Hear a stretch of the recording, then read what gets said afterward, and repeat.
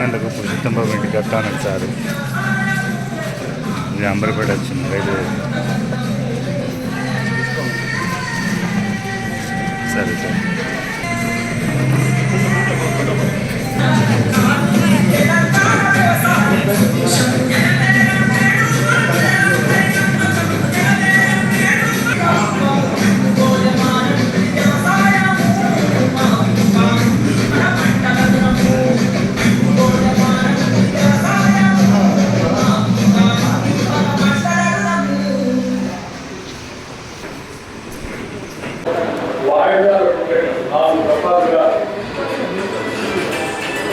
ఐదు సంవత్సరాలు చేశారు.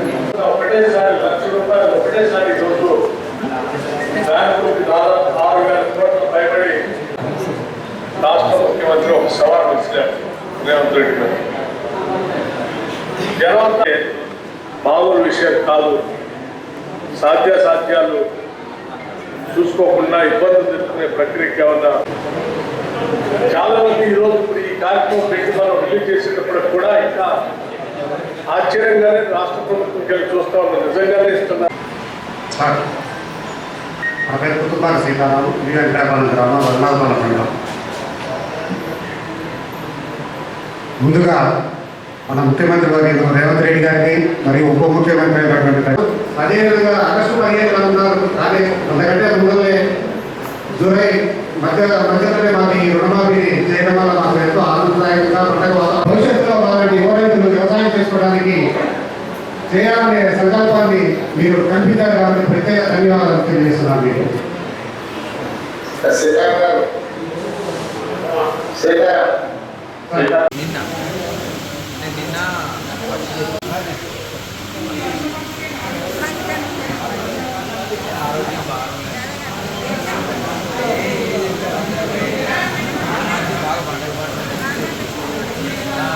రుణమాఫీ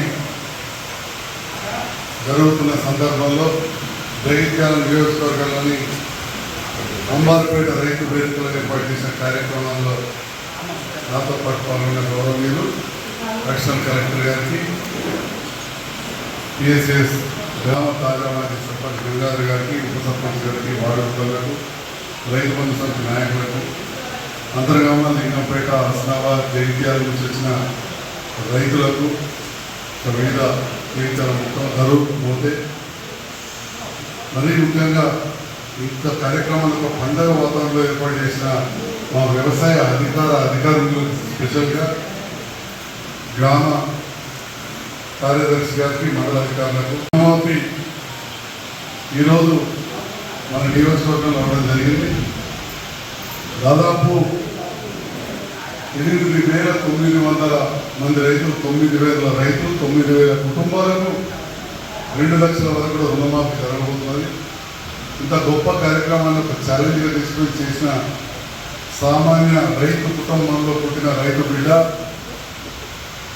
ముఖ్యమంత్రి రేవంత్ రెడ్డి గారికి హృదయపూర్వక ధన్యవాదాలు. రైతులందరి పక్షాన, జగిత్యాల నియోజకవర్గ రైతులందరి పక్షాన మన ప్రాంతం మొదటి నుంచి కూడా ఎస్ఆర్ఎస్ వచ్చిన తర్వాత అప్పుడు ఇందిరమ్మ కాలంలో, నెహ్రూ కాలంలో పునాదేయబడి ఇందిరమ్మ కాలంలో కాలువలు వచ్చినాయి.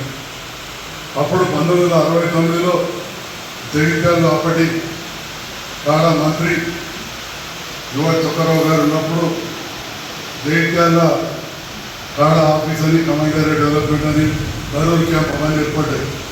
తర్వాత 73, 74, 75లో చర్యాపం కావచ్చు, పొలాసపం కావచ్చు, ఇవన్నీ కూడా ఏర్పాటు చేయడం జరిగింది.